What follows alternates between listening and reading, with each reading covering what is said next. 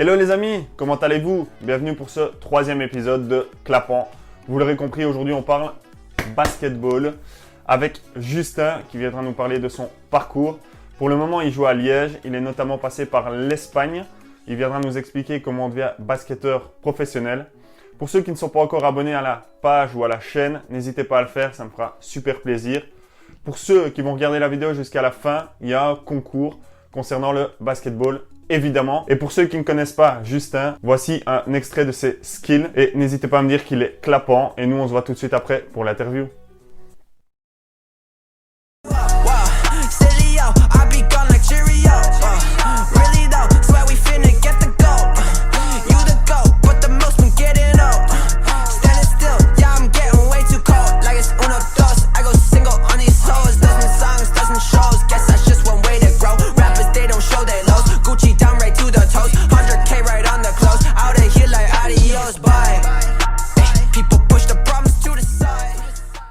Bonjour Justin. Bonjour Thomas. Comment vas-tu? Ça va bien et toi? Nickel. Merci d'avoir accepté la proposition. Ça me fait super plaisir de t'avoir. Merci à toi. Avec plaisir. Comme on l'a vu dans la fin du petit montage, à la fin de ton dunk, tu avais vraiment une tête de rageur. Est-ce que pour toi, avoir la rage, c'est super important sur un terrain? Ouais, c'est sûr, c'est sûr. Je pense que c'est très important. Ça booste le groupe aussi et ça montre aussi mon caractère sur le terrain. Faut pas t'ennuyer toi sur un terrain. Ça, je sais pas, mais en tout cas, c'est sûr que, allez, je suis connu aussi peut-être pour mon caractère sur le terrain. Ça, avant de commencer l'interview, j'ai des petites questions faciles pour se mettre un peu en jambes. Si tu es chaud, on peut commencer ça. Vas-y. Quel est ton surnom? Ici à Liège cette année, on me surnomme le Viking. Ok. Voilà. J'en ai eu plusieurs à l'époque, mais maintenant, voilà, c'est le Viking. C'est aussi un peu par rapport à mon look, etc. Et ben voilà, ce que tu disais par rapport aussi à mon caractère. Quel âge voudrais-tu avoir? Bah, je pense l'âge que j'ai pour le moment, donc 26 ans. Okay. Je pense que c'est vraiment le bon âge parce que je suis vraiment en train de combiner et l'expérience et la forme physique pour le moment. Je pense que c'est vraiment l'âge idéal, en tout cas pour pratiquer mon sport. Quelle est ta situation familiale à l'heure actuelle? Donc je suis en couple avec Clara. Et Bonjour voilà. Clara. Bonjour Clara. Quel est ton job? Ben ça, on le sait tous maintenant. Basketteur pro. Ça claque. Merci. Un film préféré? Bon, là, on va faire classique, Le Seigneur des Anneaux. Un livre préféré? Le type de livre que je préfère, bon, là, c'est plutôt des biographies ou des autobiographies de sportifs. Ok. Si ça peut m'inspirer d'une certaine façon, etc. Donc voilà, c'est ce que je préfère. J'ai vraiment adoré celle de Zlatan Ibrahimovic. Ouais. Quelle est la profession de tes parents? Mon père est électricien chez ArcelorMittal et ma mère est éducatrice spécialisée. D'accord. Pour commencer l'interview, quel est ton parcours au niveau basket? J'ai commencé quand j'avais plus ou moins 8-9 ans à l'Athénée de Jupy. Ensuite, après, je pense 4 saisons, j'ai rejoint Liège Basket. Donc plus ou moins de mes 13 ans jusqu'à mes 20 ans à Liège Basket. Ensuite, j'ai fait au stand 1 an où je faisais des entraînements, j'étais avec le groupe de la première division et je jouais en même temps avec la deuxième division. Okay. Puis après ça, j'ai rejoint en double affiliation, j'étais à Alost et à Royal 4 Bruxelles, donc en première division et en double affiliation avec la deuxième division de Royal 4. Et puis l'année d'après, j'ai été à Hasselt 1 an, où là j'ai réellement fait mes vrais débuts en première division. Puis l'année d'après, je suis revenu ici à Liège 1 an. Et puis l'année passée, j'ai été à Valladolid, en D2 espagnol. Ouais, c'est ça. Et puis cette année, de retour à Liège. Ok, tu reviens aux sources quoi. Ouais, voilà, chaque fois. Ça. Ouais. Ok, pas mal de clubs, donc c'est cool. Une bonne expérience. Ouais, c'est ça. Déjà parcours bien chargé. Ouais. Et qu'est-ce que ça fait d'être basketteur pro? Est-ce que déjà, quand tu étais petit, tu pensais à ça ou... Non, pas vraiment. Quand j'étais petit, non. J'ai vraiment commencé à rêver d'être pro à l'âge de 16-17 ans, quand ça a commencé à devenir concret en fait. Mais non, quand j'étais petit, Honnêtement, je sais pas quel métier je voulais faire. Voilà. Le basket, c'était vraiment un plaisir. Ça a toujours été un plaisir. Donc, ça reste un plaisir. Bah, ça, c'est top si ça reste un plaisir. Ouais, il faut, bien sûr. Ouais. Ok. Et tu es center, donc j'imagine que c'est Mhm. centre. Ouais, c'est ça. Pivot en français. Ah, Ils pivot. traduisent pivot. Ouais. Ok. Bah justement, pour ceux qui connaîtraient pas ce poste, qu'est-ce que c'est que ce poste? Quelles sont les qualités qu'il faut? Et c'est quoi ton rôle? Bah, les pivots, c'est les plus grands sur le terrain. Donc, généralement aussi, c'est les plus costauds, puisque c'est ceux qui ont le rôle un petit peu plus ingrat. C'est-à-dire que nous, notre rôle, ça va plus être récupérer les ballons sur les shots ratés, etc. Bloquer les adversaires pour libérer nos coéquipiers, etc. Voilà, et puis des rôles où on est le plus amené à recevoir des coups, à en donner aussi forcément. Mais voilà, je pense que c'est le poste où il y a le plus de contact aussi. C'est à chaque fois en fonction de la morphologie ou... Bah ouais, généralement, ouais. Ouais. De la morphologie, ça se dirige, ouais, c'est ça. Les plus petits se dirigent plus vite forcément vers le meneur ou l'ailier, etc. Et les plus grands forcément vers le poste 4 ou le poste 5 qui sont les postes intérieurs. Tu as dit tantôt double affiliation. Ça signifie quoi du coup? Tu faisais de basket H24 alors ou... Bah ouais, presque. Ouais, presque. Ça signifie qu'en fait, on est affilié à 2 clubs différents. Où moi, bah, par exemple, je prends l'exemple de ma première année où j'étais vraiment pro avec la D1 à Alost. Et à côté de ça, bah, je jouais avec l'équipe de Royal 4 en 2e division. En fait, pour avoir un temps de jeu beaucoup plus conséquent. Parce que mon temps de jeu était quand même fort limité avec la première division, avec Alost. Donc Royal 4 me permettait d'avoir beaucoup de minutes de temps de jeu, d'avoir un rythme de jeu, etc. aussi. Et comment ça se passe? Tu fais les entraînements avec Royal 4 et avec Alost aussi? Ouais, c'est ça. Ah oui, ok. Ouais, c'est ça. Donc bah, souvent on a 3 entraînements par jour. On termine l'entraînement à 6 heures et puis on doit vite aller à Bruxelles faire l'entraînement Ouais, t'as les de déplacements. 8h à 10h et puis le lendemain matin de nouveau 10h et puis enfin voilà, c'était Ok. assez intensif. Ah, c'est sport ça. Ouais.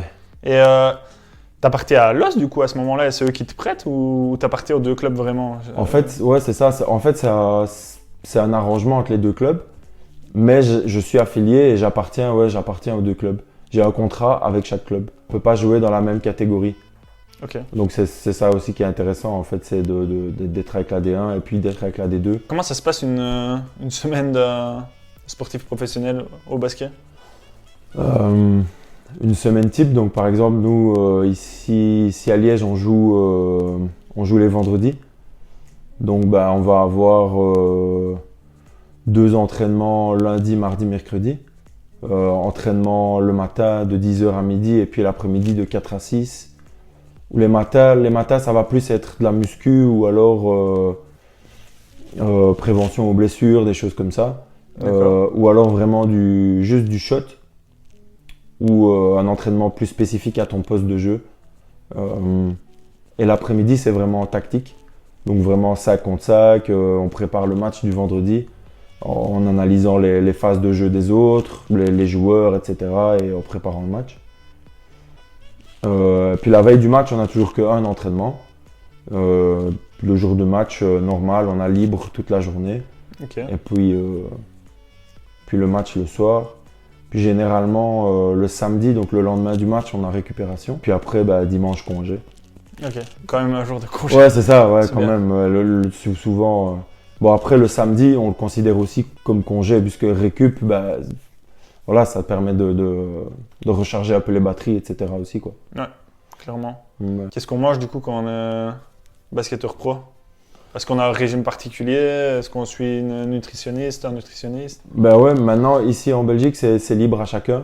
C'est libre à chacun de le faire. Maintenant, c'est sûr qu'on nous demande. Oui, il y a quand même des exigences, il y a quand même un suivi d'un préparateur physique, etc. Maintenant, on n'a pas de suivi vraiment sur la nutrition. Donc, c'est à chacun en fait d'avoir une discipline personnelle pour ça, tu vois. Ok. où on doit vraiment... bah ouais, c'est ça, on doit savoir ce qu'on doit manger avant le match, etc. pour être le plus performant, des choses comme ça, il faut éviter les crasses. Mm. Voilà, des choses comme ça, quoi, tu vois. J'ai vu dans une des interviews que toi, tu avais été 4e rebondeur de Belgique. Qu'est-ce que ça signifie et qu'est-ce que ça signifie pour toi surtout Bah, à ce moment-là de ma carrière, c'était surtout une belle revanche aussi, puisque ça faisait aussi 2 ans à Alost et à Limburg que les coachs, etc. avaient du mal à me faire confiance. Et ici, ben, j'étais revenu à Liège qui a su me faire confiance et qui a su me montrer aussi du respect à travers mon temps de jeu, etc. Et je pense que je l'ai bien rendu justement en prouvant que je suis capable voilà, d'être 4e. Voilà. Et ça veut dire quoi que tu dois prendre Donc rebondeur, c'est quand le ballon rebondit du coup En fait, c'est quand il y a un shot et que le shot est raté, Ouais, c'est le premier qui récupère le ballon en fait, tu vois. ok. Donc dès que le shot est raté, tu récupères la balle, c'est un rebond. Donc tu as les rebonds en défense et tu as les rebonds en attaque. Ah ouais. Et donc du coup, forcément, c'est plus difficile de prendre un rebond en attaque vu que tu es positionné déjà derrière ton défenseur. Tu vois, tandis que quand tu es en défense, c'est le contraire. Tu es devant l'anneau et ton gars est juste derrière toi, donc c'est plus facile. Ok. Tu as fait une expérience à l'étranger du coup, donc en Espagne, à Valladolid. C'est ça. Comment est-ce que ça s'est passé là-bas ton intégration, ton adaptation? Quelle est la différence avec la Belgique? J'ai trouvé vraiment le championnat hyper pro, où en fait c'est la 2e division. Mais j'ai été très très surpris du professionnalisme des clubs et de l'organisation en 2e division. Après mon adaptation s'est super bien passée, j'ai fait des super matchs. Malheureusement, voilà, on a eu un peu quelques difficultés fin de saison à accrocher les playoffs. Parce que je pense qu'on avait clairement une équipe pour accrocher les playoffs et aller plus loin que ce qu'on a été en tout cas. D'accord.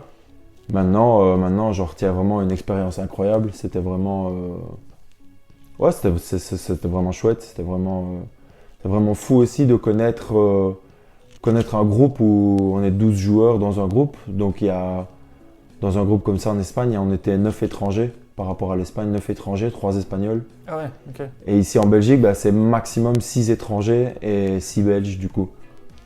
Tu vois, donc c'était la première fois pour moi de voir vraiment un vestiaire avec 8-9 étrangers comme ça et des mecs qui viennent de tous horizons, certains qui étaient en équipe nationale, etc. Donc c'était vraiment très enrichissant. Tu parlais espagnol à ce moment-là ou pas du tout?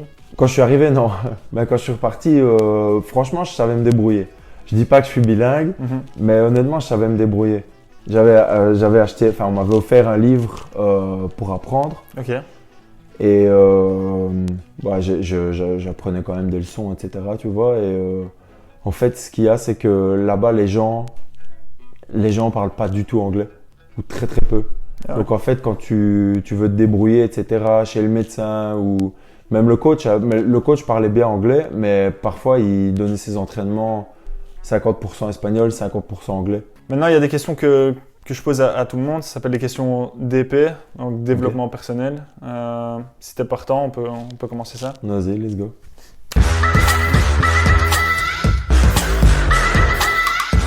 Que tu trouves que c'est important de se fixer des objectifs et comment tu te les fixes? Ouais, c'est sûr, c'est très important de se fixer des objectifs. Ne serait-ce déjà que pour avoir une cible en fait. Se dire pourquoi on travaille, pourquoi on fait tout ça.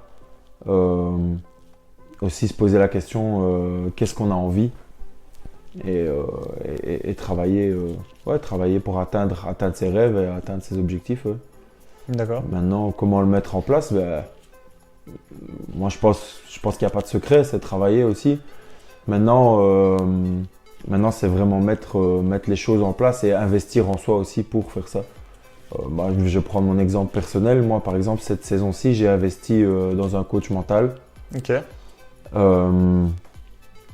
Et ici, je vois clairement la différence aussi, que ça m'aide sur le terrain, aussi sur le terrain, mais aussi en dehors. Qu'est-ce que tu penses de la discipline? À quel niveau? Dans tous les niveaux, entraînement, ouais, c'est ça, etc. entraînement, ouais. Je pense qu'elle est très importante Maintenant, il y a une certaine façon de voir la discipline. La chose la plus importante pour moi qu'il ne faut pas oublier à travers la discipline, c'est prendre du plaisir aussi. Mhm. Parce que si tu te mets une discipline, ou que ce soit dans le basket ou que ce soit voilà, la nutrition ou peu importe, des gens qui ont envie de perdre du poids, etc. Si on se met une discipline qui ne nous fait pas plaisir, si on fait une discipline trop stricte, tu ne prends pas de plaisir, alors ben ouais, tu vas tenir une semaine, tu vas tenir, je sais pas moi, 1 mois, 2 mois, et puis ça va descendre. Mais maintenant, ça dépend quel niveau de discipline. Il y a des gens qui se mettent une discipline ultra stricte et qui prennent du plaisir à ça, qui prennent du plaisir à être dans une discipline où ils sont vraiment très réglementés et eux, ça leur convient et ils prennent du plaisir à être comme ça et à faire comme ça parce qu'ils voient aussi les résultats. Mhm. Tu vois, ben moi, c'est pareil, quelque part à l'entraînement, tu te mets une certaine discipline. Ok. Et qu'est-ce que tu penses de l'entourage? Est-ce que c'est important? Et comment est-ce que tu t'entoures? Ouais, l'entourage, c'est hyper important. Surtout une chose qui est, pour moi, qui est très importante aussi pour une bonne santé mentale, c'est aussi la stabilité. Mhm. Voilà, pour moi personnellement, c'est la stabilité dans mon couple, mais aussi la stabilité familiale, où j'ai des parents qui sont ultra derrière moi, qui ont toujours fait tout pour que j'arrive où je suis aujourd'hui. Donc ouais, je pense vraiment que c'est le plus important, c'est la stabilité. Est-ce que tu as des mentors, des exemples? Ouais, c'est sûr. Hein, après, ouais, si je tombe un peu dans les clichés, moi j'adorais regarder Kobe Bryant. Maintenant, c'est pas très objectif parce que c'est pas du tout le même poste de jeu, etc. Mais bon, c'est un athlète incroyable. J'aime bien LeBron James aussi, forcément. Voilà, c'est les meilleurs joueurs de tous les temps, donc forcément, ça c'est un peu bateau. Maintenant, je l'ai cité tout à l'heure, Dennis Rodman. Mhm. Je pense que ça, ce serait plus mon exemple à prendre sur le terrain. Bah, comme au foot et dans plein de sports de haut niveau, il y a un âge où j'imagine que tout s'arrête Mhm. parce que le corps ne suit plus. Voilà. Est-ce que tu as déjà envisagé la fin de carrière? Pour le moment, pas. Justement, tu parlais d'objectifs. Je pense que c'est important aussi de ne pas se projeter trop loin. Parce que si tu te projettes trop loin, si tu te projettes, ah ouais, je vais faire ci, je vais faire ça, ah, il y aura peut-être ça. Je pense que le cerveau ne sera plus concentré à 100% sur l'objectif que tu as, qui moi est de jouer au plus haut niveau possible. Mhm. Et je pense que si dans mon cerveau je me dis, tiens, il y aura une porte de sortie, etc., je vais pas je vais pas faire tout ce qui est en mon pouvoir pour y arriver. Tu comprends ce que je veux dire? Ah, tout à fait. Ouais. Donc moi je pense que les objectifs c'est vraiment à court terme, tu vois. Et donc non, j'ai pas réellement de projet concret pour l'après-carrière. J'ai déjà réfléchi à certaines choses, c'est sûr, on réfléchit parfois, mais rien de concret où je me dis voilà, il faut que je fasse, il faut que je mette les choses en place maintenant. C'est pas du tout le cas. Ok. Quel est le meilleur souvenir de ta carrière pour le moment? Mon meilleur souvenir, j'en ai deux. Déjà mon départ pour l'Espagne, c'était beaucoup d'émotions pour moi aussi. Et mon adaptation là-bas, etc. Ma saison de manière générale, c'est quelque chose. Encore aujourd'hui, je pense qu'il n'y a pas 3 jours où je ne parle pas de l'Espagne. Mon deuxième souvenir, c'est avec l'équipe nationale moins de 16 ans. On a été champion d'Europe. Ah, cool. Champion d'Europe série B. On a battu le Monténégro en finale. Ça, c'était aussi. Et ça se jouait où assez la spécial. finale? En fait, tout le championnat se passait en Roumanie. Ok. Ça, si je pouvais rajouter un troisième souvenir, c'est 2 ans plus tard au championnat d'Europe, moins de 18 ans, où cette fois-ci c'était en série A. Où donc ça veut dire qu'en série A, on reçoit et on joue contre les équipes. Plus grosse un peu. Ça. Ouais, c'est ça. Donc vraiment les grosses nations basket, donc genre l'Espagne, la Grèce, la Turquie, la Serbie, la France, des équipes comme ça. La Pologne, la Russie, voilà, vraiment des grosses nations basket. Et c'était un très très bon souvenir de jouer contre des joueurs certains joueurs aujourd'hui sont en Euroleague ou en NBA. Ok, canon ça. Donc ça, c'était vraiment, vraiment chouette souvenir aussi. Ouais. D'accord. Et qu'est-ce que tu dirais à un jeune qui veut se lancer dans le basket ou qui veut voilà, devenir professionnel? Ben, ça dépend quel âge il a. Ça dépend. Après, On va dire que c'est peut-être quelqu'un qui a déjà fait ses armes au basket. Tu veux dire un adolescent ou fin de l'adolescence? 14-15 ans par exemple. Ah ouais, ok. Bah, je dirais d'abord que le plus important, c'est de terminer les études. Parce que j'en vois quelques-uns qui ne finissent pas leurs études, etc., pour se lancer dans le basket, etc. Et puis, tu as quand même beaucoup d'appelés pour peu d'élus. Donc, je pense que c'est le plus important. Et après, je pense que l'important aussi, c'est de se donner à fond. Et surtout d'être patient. Parce que j'en ai vu aussi énormément qui avaient du potentiel pour être en première division et qui trouvaient énormément d'excuses et qui n'étaient pas patients simplement parce que voilà, quand on est jeune, on aimerait bien que tout arrive, tout nous est dû, etc. Et moi-même, je suis passé par là, mais je pense que j'ai su être patient. Aussi très bien conseillé par mes parents. D'où l'entourage, l'importance de l'entourage. Ouais, voilà, c'est ça. Ouais. Moi, je pense vraiment, c'est ça. Ce serait vraiment patience et rigueur à l'entraînement. Ce serait vraiment les deux grandes lignes, on va dire. D'accord. Et pour finir, qu'est-ce qu'on peut te souhaiter à toi de bon pour cette année et pour le futur Cette saison-ci, faire un bon deuxième tour. On va commencer le deuxième tour avec la Hollande, donc vraiment faire un bon deuxième tour. Toujours prendre du plaisir dans ce que je fais, éviter les blessures, bien sûr. Ouais, touchant du bois. Je souhaite. Et voilà. Et pour l'année prochaine, toujours évoluer, toujours élever mon niveau de jeu et voilà. Ok. C'est tout ce que je te souhaite. Merci beaucoup. Et en tout cas, merci beaucoup d'avoir accepté l'invitation encore une fois. Merci à toi. Et j'essaierai de venir te voir un ça jour. marche, quand tu veux. C'était un plaisir. Et merci à toi. Merci beaucoup. Salut Justin. Salut. Ouais les amis, la vidéo est terminée. Clapant, n'est-ce pas? Pour ceux qui ont envie de suivre Justin, je vous mets ses liens dans la description de la vidéo. Je vous avais promis un concours, le voici. Pour participer, très simple. Il suffit de partager la vidéo en mode public et il suffit de mettre le nom de votre basketteur préféré dans les commentaires. À gagner 2 places pour aller voir Liège Basket. Et pour ceux qui ne sont pas encore abonnés à la page, n'hésitez pas à le faire. Moi, je vous dis à bientôt pour une prochaine vidéo. Et n'oubliez pas, c'est clapant.